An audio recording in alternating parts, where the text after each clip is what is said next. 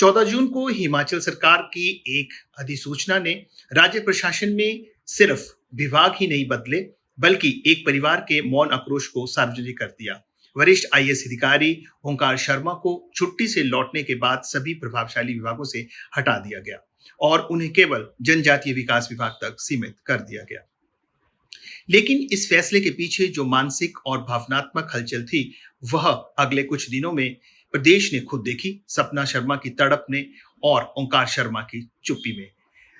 सरकारी अधिसूचना जारी होने के सिर्फ 3 घंटे बाद ओंकार शर्मा की पत्नी सपना शर्मा ने फेसबुक पर लिखा, न जाने किन शिकायतों का हम शिकार हो गए, जितना दिल साफ रखा उतने गुनाहगार हो गए।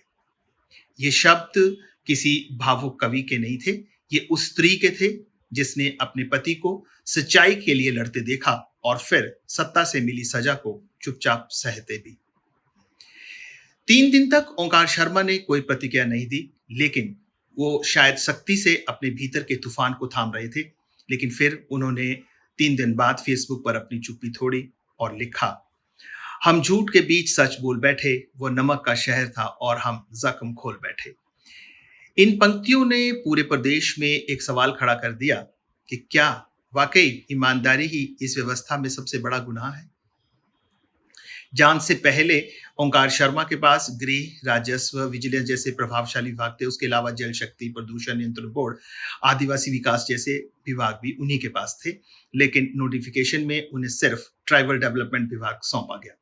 वहीं ये सभी महत्वपूर्ण विभाग अब आईएएस अधिकारी कमलकांत को सौंप दिए गए, मतलब उनके पर काट दिए गए। ओंकार शर्मा थे। उधर ऋषिकेश मीना को, जिनका नाम विमल नेगी हत्याकांड की जांच रिपोर्ट में आया था और जो फिलहाल अग्रिम जमानत पर है, उन्हें सरकार ने खेल विभाग सौंप दिया। पावर कॉर्पोरेशन के चीफ इंजीनियर विमल नेगी की संदिग्ध मौत की जांच ओंकार शर्मा और तत्कालीन डीजीपी अतुल वर्मा ने की। ये सारा प्रदेश जानता है। इस रिपोर्ट में पेखूवाला पावर प्रोजेक्ट समेत कई परियोजनाओं में भारी अनियमितताओं के आरोप भी लगाए गए थे।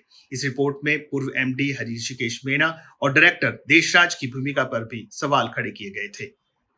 इस रिपोर्ट को आधार बनाकर ही हिमाचल हाई कोर्ट ने जांच को सीबीआई को सौंपा था और शिमला पुलिस की कार्यप्रणाली पर भी सवाल उठे थे। इस रिपोर्ट के बाद ओंकार शर्मा, अतुल वर्मा और शिमला एसपी को लंबी छुट्टी पर भेज दिया गया था। सपना शर्मा की प्रतिक्रिया महज एक पत्नी की पीड़ा नहीं थी, वो एक ऐसी आवाज थी जो उन तमाम अफसरों के लिए गूंज रही थी जो सच्चाई के लिए लड़ते हैं, लेकिन राजनीति की बिसात पर गहरे मोहरे बन जाते हैं। ये शब्द अफसरों के लिए चेतावनी है जो सोचते हैं कि ईमानदारी से सिस्टम बदलेगा, लेकिन शायद सिस्टम ईमानदारों को ही बदल दे। ओंकार शर्मा प्रदेश के चौथे सबसे वरिष्ठ आईएएस अधिकारी हैं। मार्च 2025 में जब मुख्य सचिव प्रबोध सक्सेना के रिटायरमेंट की चर्चा चल रही थी, तब ओंकार शर्मा को अगला मुख्य सचिव माना जा रहा था। लेकिन सक्सेना को 6 माह का एक्सटेंशन मिला और उसके बाद शर्मा को छुट्टी पर भेज दिया गया। अब जब वो लौटे हैं तो विभाग भी सीमित कर दिए गए और वह मुख्य सचिव की दौड़ से लगभग बाहर हो गए हैं। इस घटनाक्रम ने हिमाचल की नौकरशाही में एक बार फिर यह सवाल खड़ा कर दिया है कि क्या सच्चाई का मूल्य इतना भारी है कि उसे चुकाने वाला अफसर गुनाहगार बना दिया जाता है। सीबीआई जांच अब पूरे देश और प्रदेश की निगाहों में है और साथ ही उन शब्दों में जो शायद आने वाले इतिहास का हिस्सा न बन जाए। न जाने किन शिकायतों का हम शिकार हो गए, जितना दिल साफ रखा उतने गुनाहगार हो गए। द न्यूज़ डगार के लिए मंडी से मुनीश सूद।